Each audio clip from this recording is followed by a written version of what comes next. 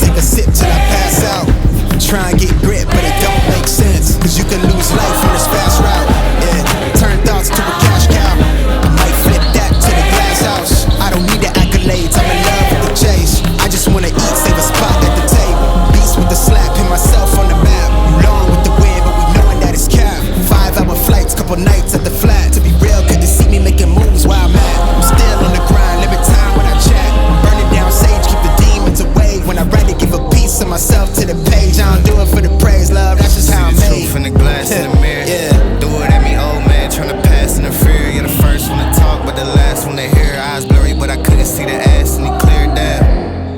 What's good, everyone? It's Steve from Sneaker Tech Talk, back with another video today. For today's video, we will be taking a look at the performance review of the Rigorer AR1. Preface, the brand did send these over, but as always, I do keep everything 100 with you guys on how these shoes do perform. So as always, starting with the traction pattern, as you can see right here, you do have this radial traction pattern in a solid rubber outsole. This is a blue rubber at the bottom of the Family Ties colorway, and how these perform on clean floors is absolutely elite. They have a very loud squeak, and lateral movements and linear movements, you will be good to go. No issues at all with this traction pattern. On dirty floors, however, I did take them to my local YMCA. They did collect a lot of dust, but after a wipe every 6 or 7 plays, you are good to go in the AR1. This is a very nice traction pattern on this pair right here. My only concern with the traction pattern is the durability. On the left and right shoe, on the medial portion right near the toe, it is wearing away completely wearing away as far as the rubber, but everything else is good to go still. I have played in these for about 7 or 8 hours thus far, so I have given them a nice go on court as far as the traction goes. But again, linear, lateral movements, you'll be good to go. Dirty floors, you'll have to wipe every so often. As far as bringing these outdoors, I don't know if I would bring them outdoors because the rubber compound is pretty soft and shallow. And just from indoor use, after about 7 or 8 hours, right here, it is wearing away rather quickly. But overall, I really enjoyed this traction pattern on the AR1, and that's why they're gonna score a very solid 9 out of 10.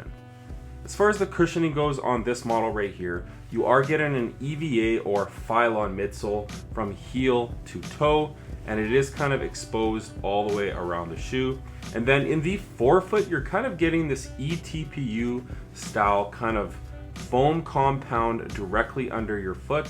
If you pop the insole out, you can see the indentation of that extra foam portion in the forefoot, and it's basically like Boost. It's very springy and nice underfoot. Again, the Phylon in the heel is a very basic setup. You get a little bit of compression, but it's really nothing special. But if you do play on the balls of your feet, you will really like the foam compound underfoot in the forefoot because it is very soft and plush while maintaining a very close to the floor feeling.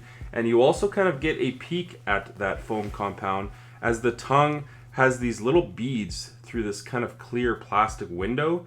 That's very soft to the touch, and it prevents compression with those laces when you do tie them down very tight. It's more or less the exact same foam directly under the forefoot. So it is a very balanced ride. The heel to toe transition in this shoe is very nice as well, but again, it's really nothing special in the heel. Phylon is a tried and true cushioning setup, but in the forefoot is where you get the very nice and springy feeling directly under your foot, and that's why these are going to score a 7.5 out of 10. As far as the fit goes, right off the bat, they did send me a US size 11. I have about a thumb's width at the end of the shoe, a little more than I'd like. For whatever reason, I did mention I was a size 10.5. They sent me an 11. I'm guessing a 10.5 did sell out.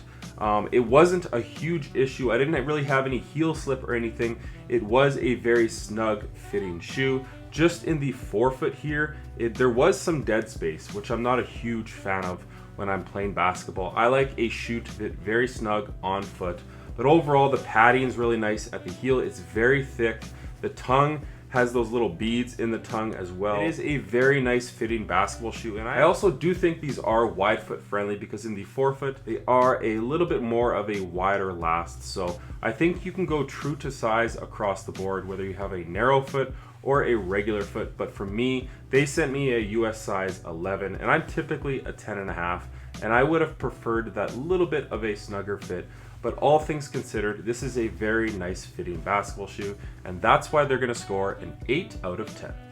As far as the materials go on this shoe, it's a pretty basic setup. At the heel, you do have some synthetic leather at the back of the shoe, and then basically everything else is a screen mesh material, which is pretty crispy to the touch, but overall it does a pretty good job of breaking in quickly. And then you kind of have these fly wire strands running throughout all around the shoe, basically 360 degrees.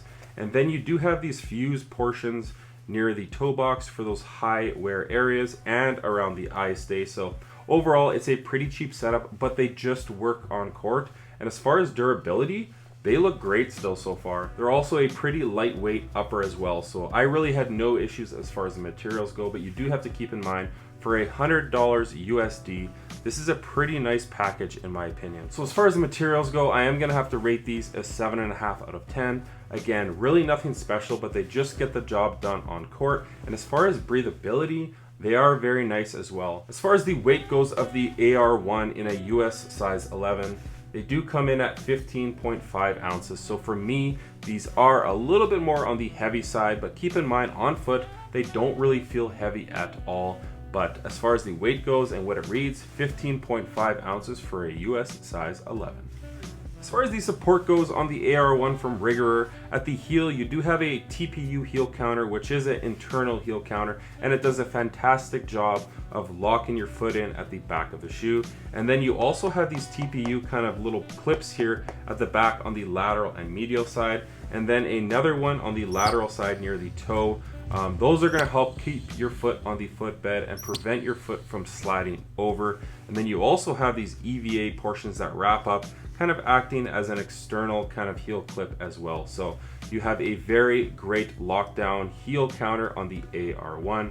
Moving your way down from that, you do have all of these fly wire strands that basically run 360 degrees around the shoe. And then you have 2 on the lateral side and 2 on the medial side that are independent, and the laces do run through that. Now those do run down into the footbed of the shoe on both sides and kind of act like a seatbelt, hugging your foot when you do tie these things down very tight. They do a great job of giving you a very nice lockdown feeling and kind of suspension cables again on those hard lateral cuts. You also have a very nice outrigger right here and a wide and stable base. And then at the bottom of the shoe, you have a TPU shank plate as well for that torsional rigidity, which they still maintain pretty decent forefoot flex, but overall this shoe has a ton of support as far as the heel of the shoe, the bottom across the forefoot, and that midfoot shank plate. So as far as the support goes on the AR1, I never had any issues across the board. And again, I think positions 1 through 5 can play in these easily, and that's why these are going to score a 9 out of 10 as far as the support goes. As far as the insole that you guys are getting with these, they do have a very thin foam insole with these perforations here in the forefoot for breathability. And one thing I did find weird with the AR1 is on the Strobel board, you do have a mesh Strobel board, but this kind of midfoot shank plate right here, which is TPU, it is completely see-through right here, as you can see, and there's actually no foam here at the midfoot, so it kind of just sinks in. Now you don't feel that on foot while you're playing, but I did think it was a pretty crazy touch that they did add to the shoe. I don't know if it's for saving weight on the shoe or what, but it's basically hollow at the midfoot right where that shank plate is. So I did find that very interesting on this basketball shoe. So that's going to do it for today's performance review on the AR1 from Rigorer. Now, can I recommend this basketball shoe? For $100 USD and 145 Canadian, absolutely. This is a fantastic shoe with very nice traction, really nice cushioning up front. The stuff at the back is pretty basic, but the stuff at the forefoot is very nice and plush on foot. It's a very supportive fitting basketball shoe, and then although the materials are very cheap, they are very durable as well. So I think if you are wanting to grab this basketball shoe that is Austin Reeves' first signature shoe, I think you should go after them because they are a great bang for your buck. And as far as the aesthetics go, I actually really like what this brand is offering, and some pretty wild colors out there as well. This is the Family Ties colorway. You can grab these right now on their website for $100 USD, and I think it's a very great bang for your buck shoe. In my opinion, for $100, I don't think there's many shoes that are gonna beat this as far as the cushioning, the traction, and support. So like I mentioned, that's gonna do it for today's performance review. As always, if you guys could like, comment, and subscribe, that would definitely help the channel a ton. And check out my Instagram over at Sneaker Tech Talk, as it is an extension of my YouTube channel with all my pickups, basketball footage, and nostalgia as a whole. As always, thanks for watching today's video, and until next time, peace.